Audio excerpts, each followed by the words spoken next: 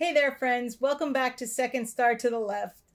I'm Michelle, and this is my daughter, Billy. Woo! And here's where we'll share board game reviews, ramblings, and a few wrong turns along the scenic route.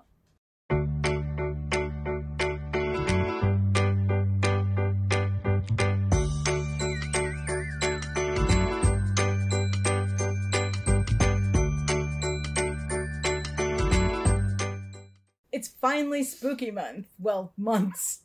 We decided there's just too much spooky goodness, games, movies, music to smush into just 1 month. Since we love card games, we figured we'd start out with a trio of creepy card games, some of our favorites. First on the list is the one we've had the longest. This is one of our earliest games that we bought in the modern hobby. I always feel weird saying that. We've been buying games my whole life, but there's definitely a difference between playing a few games and what the hobby is today. Anyway, our first card game on the list is Gloom, which we store with all its expansions in this giant box. This is a storytelling game for 2 to 4 players. I think some expansions allow for more players, but it definitely works best with a higher player count. And more importantly, it works best with people who are going to go all in on the storytelling. The more ridiculous the stories are, the better. In this game, each player is given 4 cards to represent their family, and you put them right down in front of you on the table. Then you're dealt a hand of 5 cards. And during the game, you're adding cards on top of the characters to evolve their stories. The cards are transparent, so you can see the characters through the different layers of cards, and different scores and traits can be covered and exposed as you go. Your goal is to make all the other players' family as happy as you can. Isn't that sweet? It's the opposite of a take that game. Well, I mean, not really, because you lose if your family isn't, well, gloomy.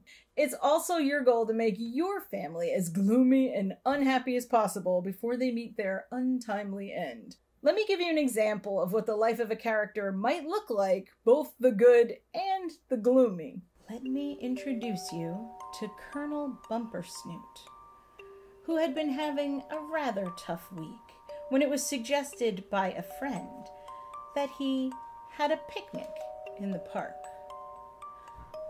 But the park wasn't very relaxing that day. In fact, it was crowded with people, and Colonel Bumpersnoot was tortured by toddlers.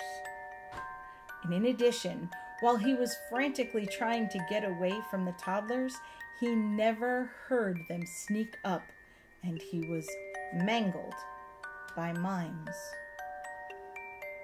Now, a friend suggested that if he was feeling so beat up from the toddlers and the mimes, he might have visited a pond where he would be delighted by ducklings. But it turns out that those ducklings were awfully sick, and instead he was plagued by the pox. And those ducks weren't happy with just getting him sick, but instead grabbed him and pulled him under, and he was drowned by a duck, where our Colonel Bumpersnoot met his untimely end. You can't end a character until they have a negative score, and you only score family members who have met their unfortunate end.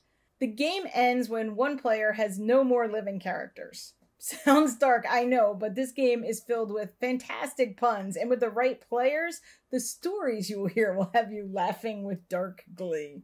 I will say that the text on the cards is small and can be hard to read, and I have a lot more trouble reading the cards these days than I did 6 years ago.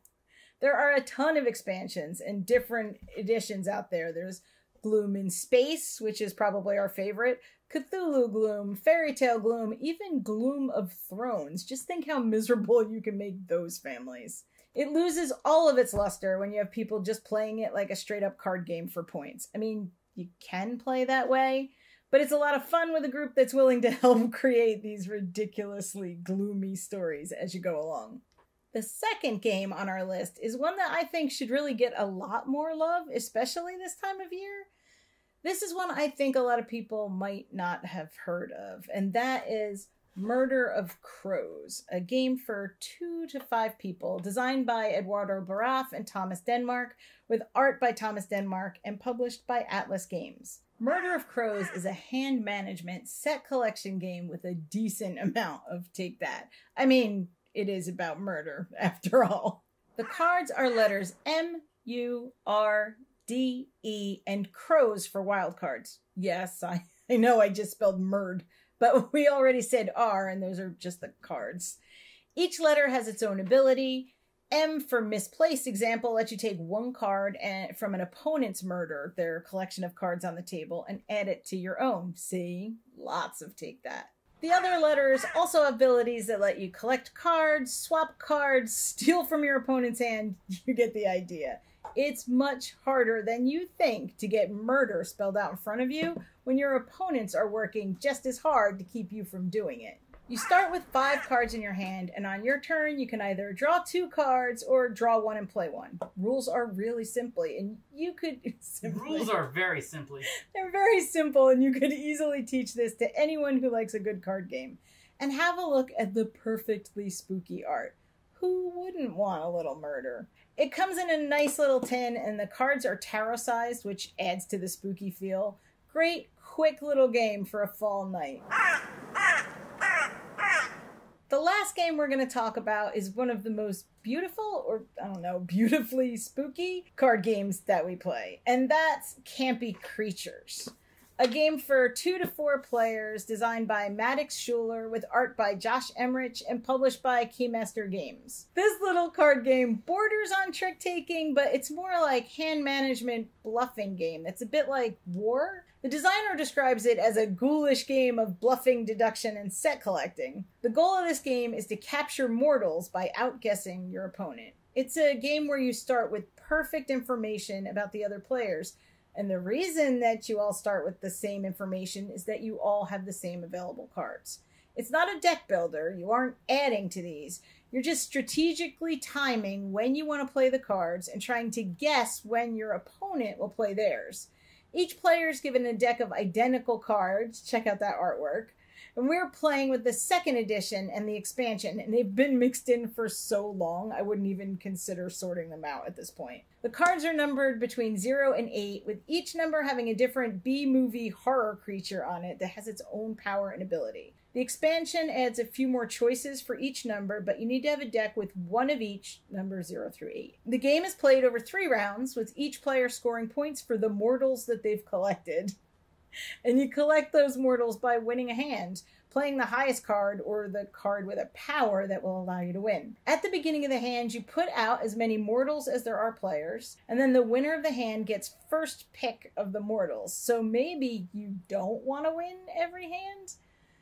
The mortals are sets. There's teenagers, scientists, angry mobs, and you're going to score based on how many of those you have or in what combination. There's a very cool clash-o-meter board that prioritizes the players in case of a tie so that you can decide who wins a hand. It looks like something out of a mad scientist lab. The vintage horror movie art is perfect for this game, and this one's quick and fun and borders so close to a trick-taking game that we love it.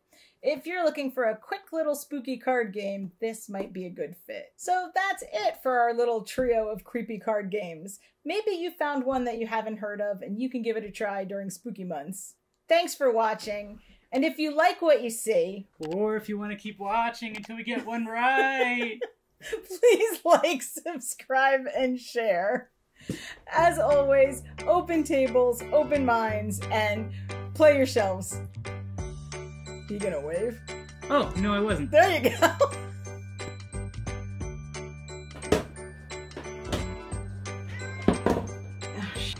He's not gonna stay. Leave it like, as long as he's hanging. No. Okay, we're gonna wing it. That's fine. Whoops.